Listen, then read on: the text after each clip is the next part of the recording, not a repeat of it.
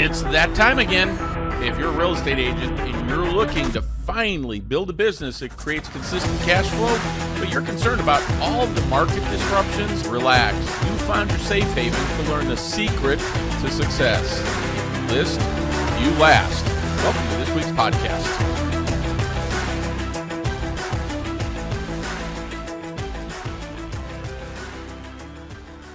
Hey, welcome everybody. Bob Mangold, aka the Listing Coach, here with episode 3 of the If You List, You Last podcast.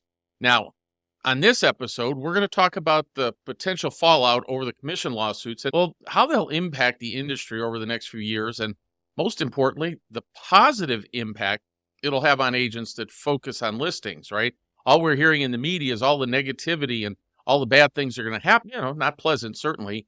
But at the end of the day, long term, I think a bonanza for agents that focus on listings. Now, if you want to learn specific strategies to increase your listing, hey, make sure you jump on my Elevate Business Briefings every other Wednesday at 1 p.m. Eastern Time. Now, you can register at www.elevatebusinessbriefings.com. That's plural, briefings.com.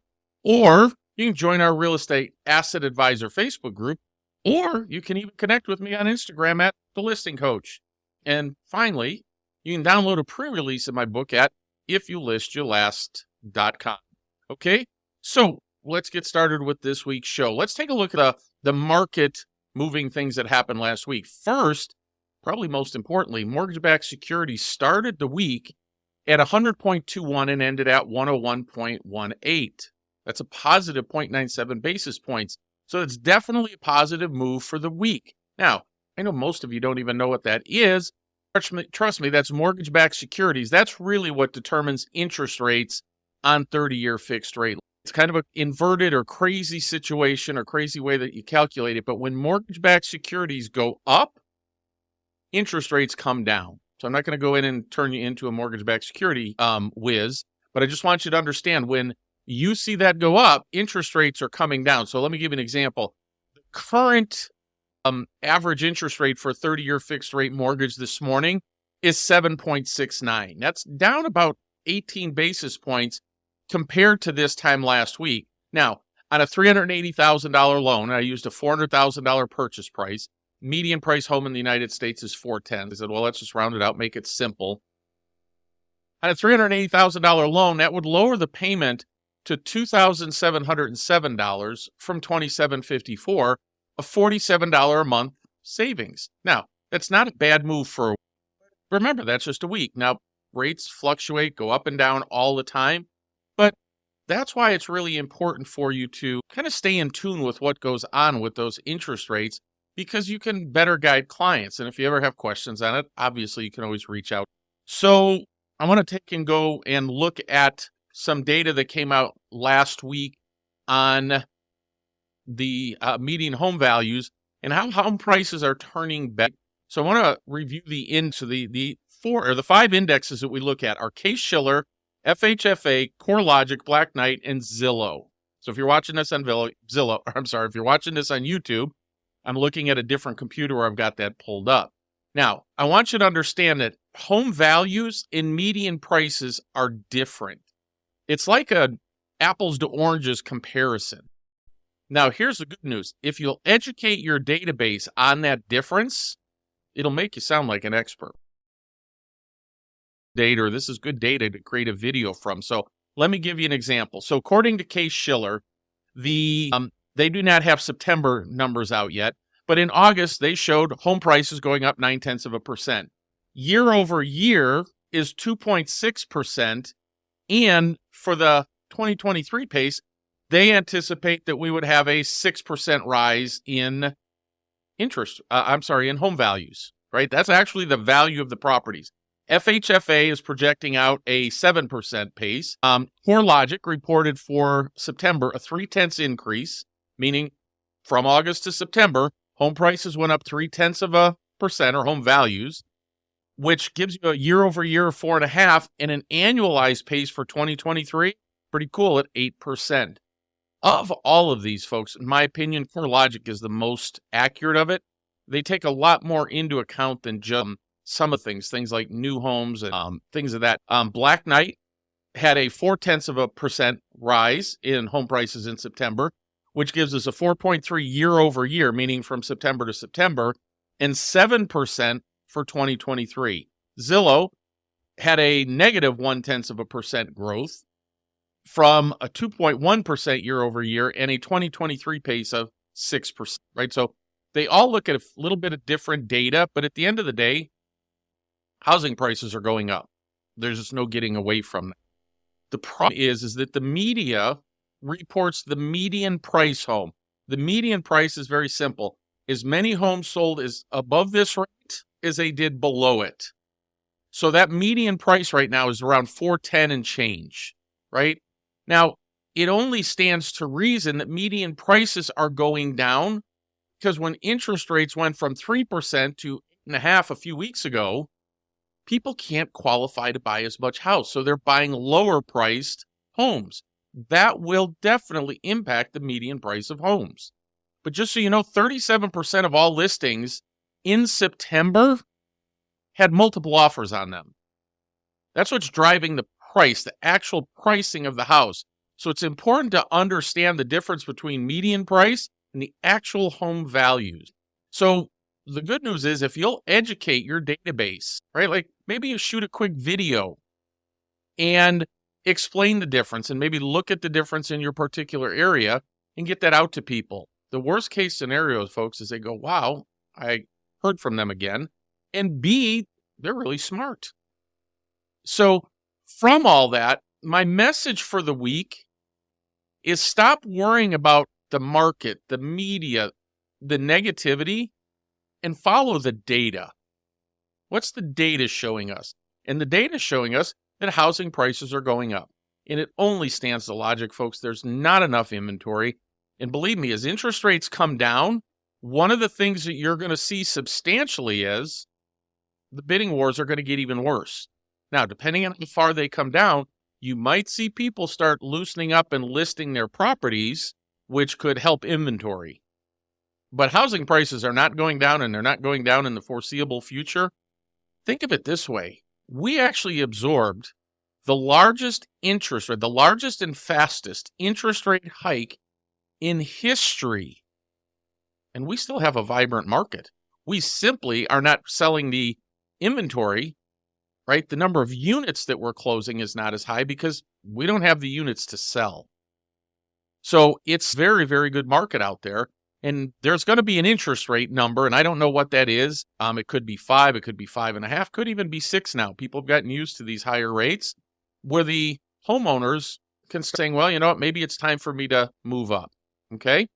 So the next thing I want to look at is the number of units, right? One of the things that we're hearing with all the commission lawsuit stuff is the number of agents that potentially could be leaving the business. And I do believe there's going to be an exit. And the reality of it is, in my opinion, it's going to be a good thing for most agents. So let me give you some examples. In 2021, we closed 6.12 million sales. The estimate for 2020, right, we're still in November, so we can't give you an exact number, but very much appears to be at 4.1 million. That's 2 million less homes that we sold, folks. Is it because buyers aren't out there? And the answer is no, it's not. If we had the inventory, we could have sold that. So at some point, that inventory will certainly open up. Here's the other thing I want you to remember. From a commission standpoint, from a revenue per transaction for agents, the median price in 2021 was $346,900. The median price in 2023 is $410,200. So what does that mean? So what is the revenue per transaction? I use 2.5%. And well, in 2021, the average revenue per transaction was $8,672. In 2023, it's $10,300, which is a $1,628 increase. That's an 18.77% increase in revenue per transaction. So it's not all doom and gloom. Do you guys know that 2022 was actually the second highest year in GCI in history? Yet the number of units was way down. Now, let's take a look at the number of agents out there. Well, in 2021, there was 1.463 million agents. That averaged out to 4.18 transactions per agent. In 2022, it was 1.53 million. And despite what everybody's telling you, in 2023, there's currently 1.566 million agents. The difference in that, folks, is there's now more agents who take transactions away. So in 2021, the average agent closed 4.18 transactions. Now they're closing 2.6. Well, what's going to happen as we're closing more or less and less transactions? Agents are going to be leaving. Now, 60,000 agents left the industry in the first 6 months of 2023. So if you extrapolate that out for the rest of the year, that'd be 120, which would drop that down to 1.446 million agents. I could not find any data on agents moving their license to inactive, meaning they're just not selling anymore. They're going to hang on to it if the economy comes back. But remember this. Remember the Pareto principle, the 80-20 rule? The reality, guys, in real estate, it's not 80-20, it's 90-10. 90% of the agents do 10% of the transactions, and 10% are doing 90%. That is the numbers, right?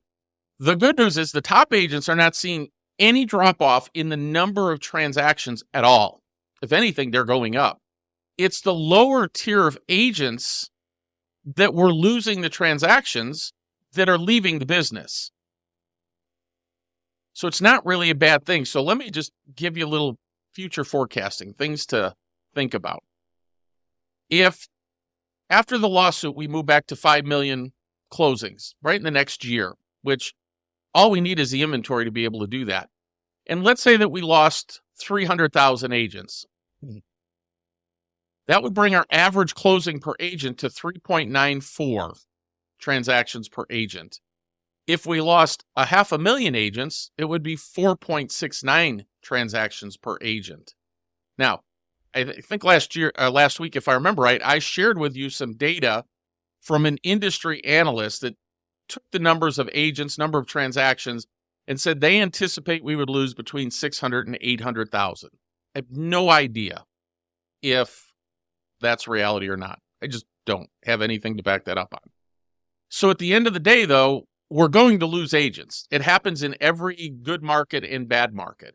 My guess is, honestly, I think we'll be between that 300,000 and 500,000 age transaction. All these commission lawsuits, they're going to take time to settle through and work through. I don't think we're going to have an answer for that for several years.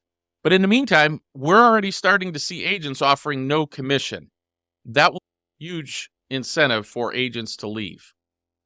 So here's my question for you. If 500,000 agents left that really weren't doing very many transactions, and we went back to averaging 4.69 transactions per agent, is that really such a bad thing? Think about it. The top agents are still doing transactions, and well, the listing agents can always control market share. One of the reasons we want to focus on being a listing agents can grow market share. Buyer's agents cannot.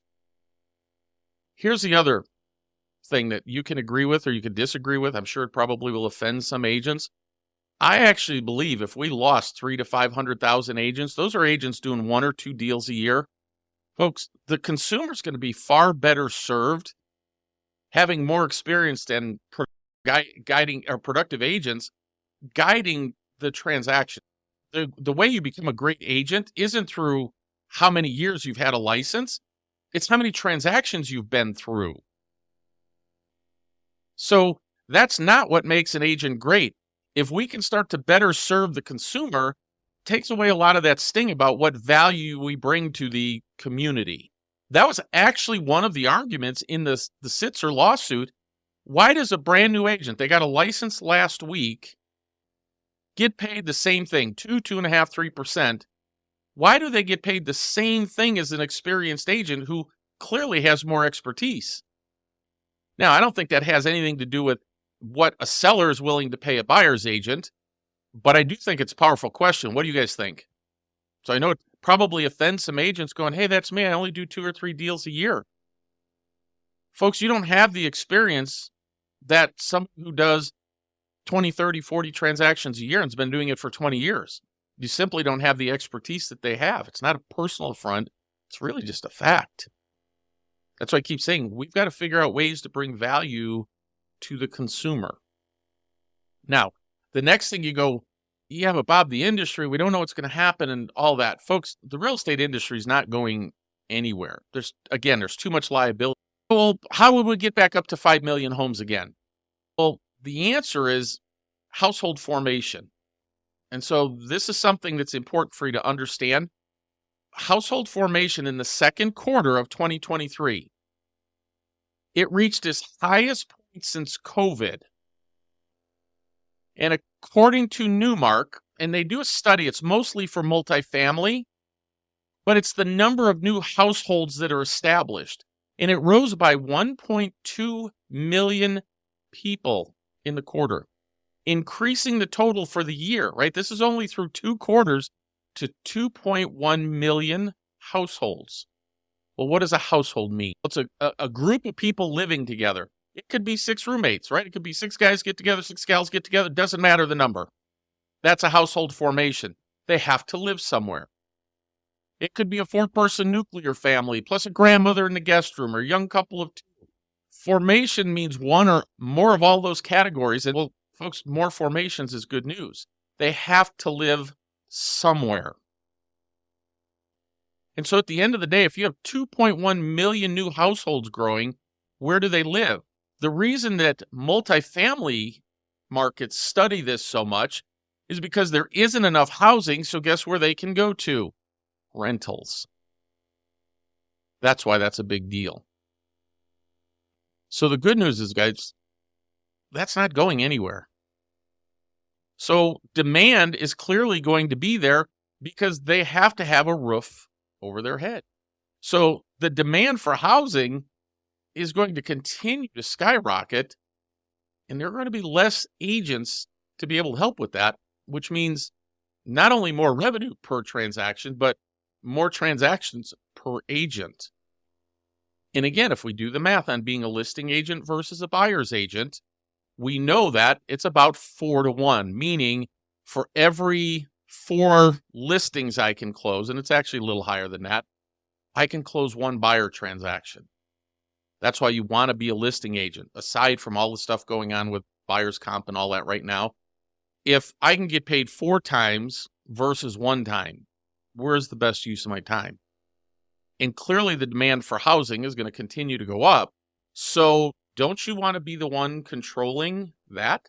Again, I think I gave you the analogy last week, if I remember right, in last week's podcast about being a retail store. You're a retail real estate agent, and people come into your store. That store could be an open house. It could be your office, and you have nothing to sell except somebody else's list. How will you ever control market share? Most importantly, how will you ever control your own income?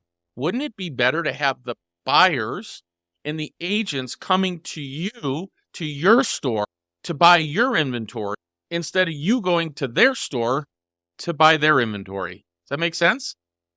Think of it this way. You're out on the weekend showing homes, Saturday, Sunday. The listing agent, he or she gets an offer. All they're doing is checking their computer, looking at the offer, and on Monday, they schedule a time to meet with the seller, or maybe they just do it on Zoom on Sunday night. Takes 15 minutes, and that's it. In the meantime, you've been out for hours and hours driving around showing properties. It's just not as efficient. So if you're listening to this and say, man, this guy hates buyer's agents, don't say that. I love buyer's agents. I love working with buyers. It's just not the most efficient use of your time.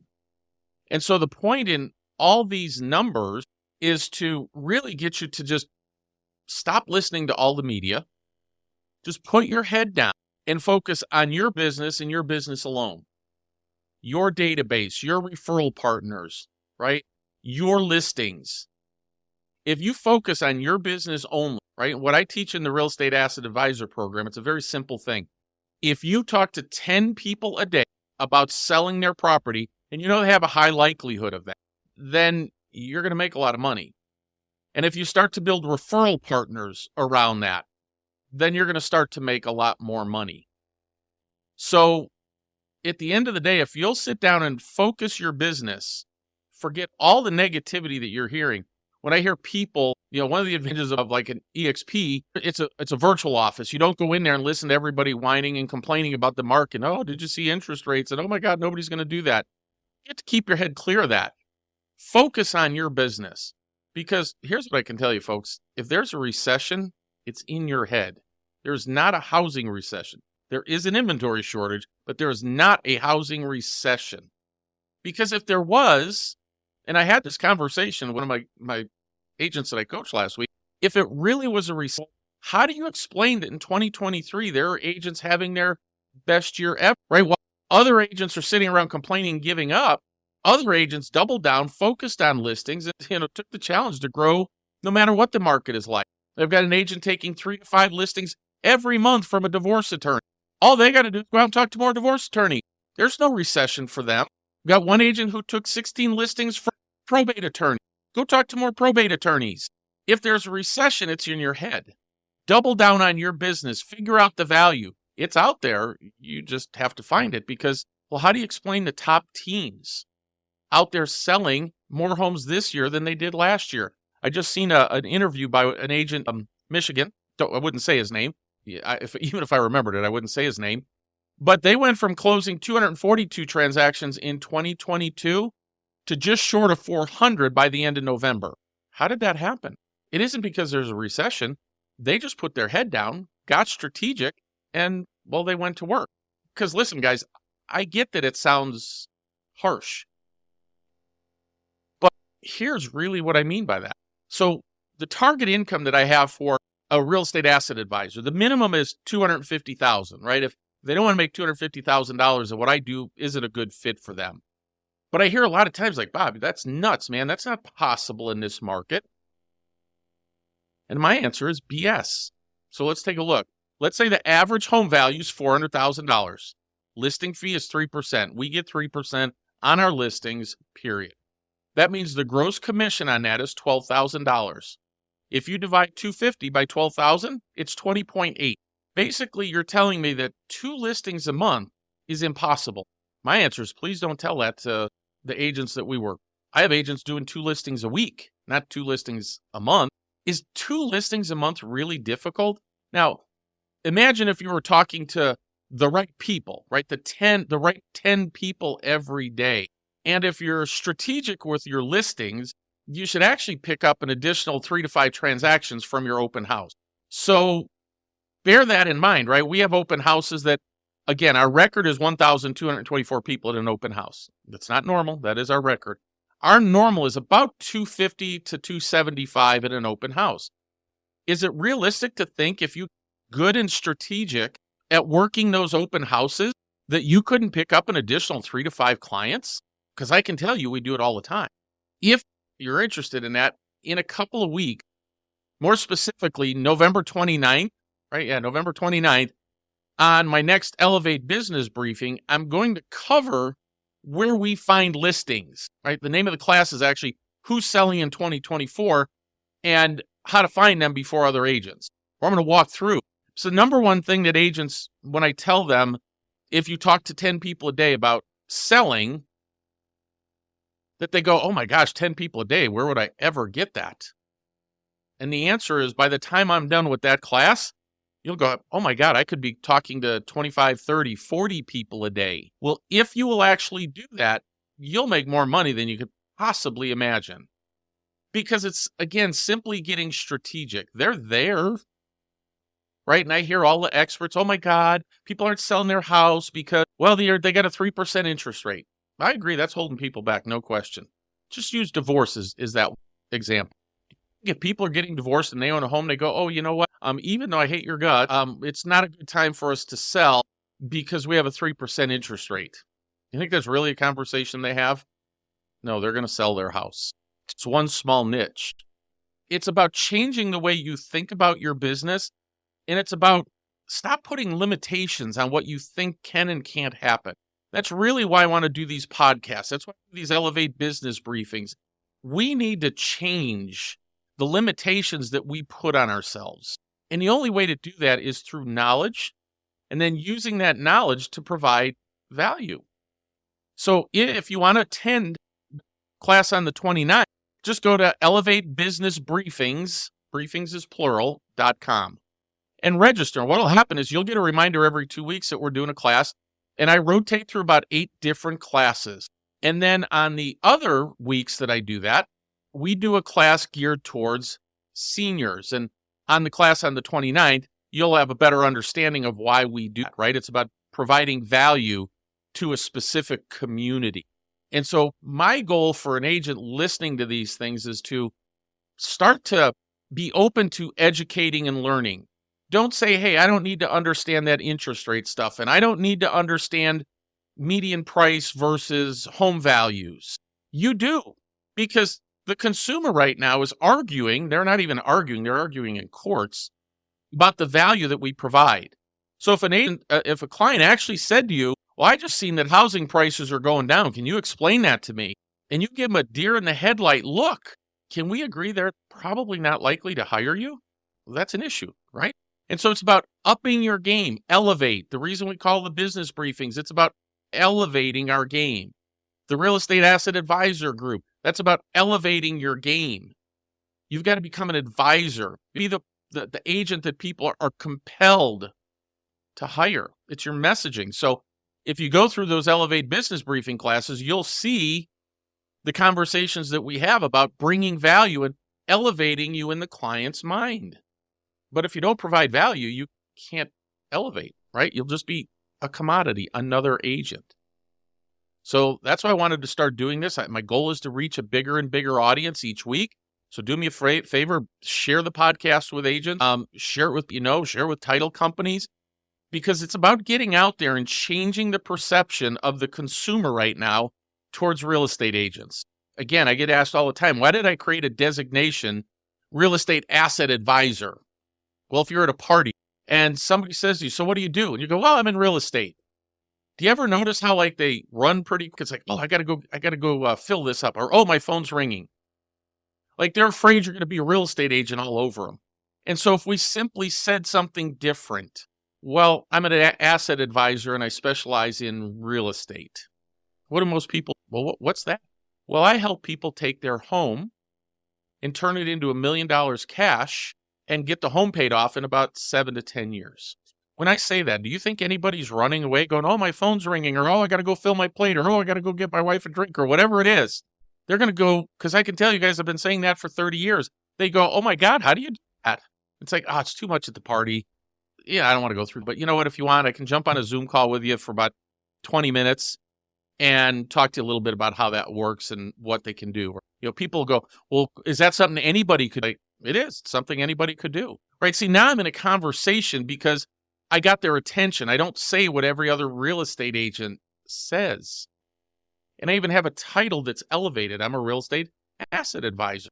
It's the number one source of wealth for every American, right? Really across the world. And it's an asset.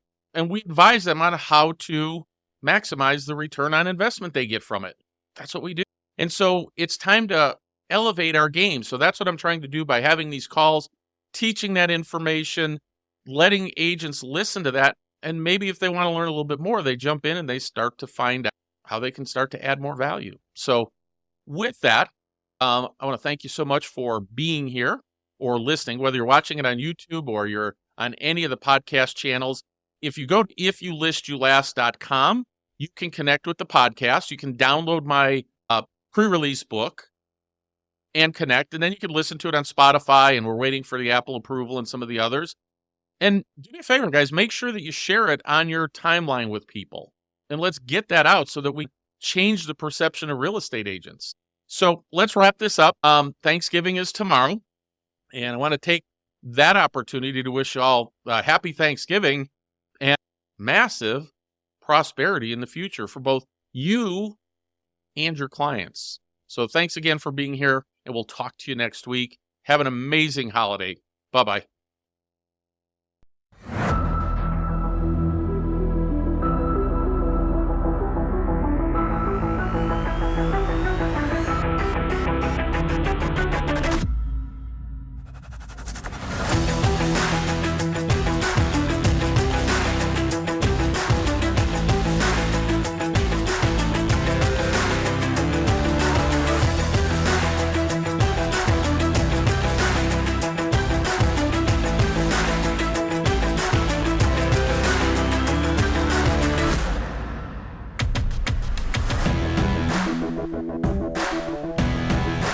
Thank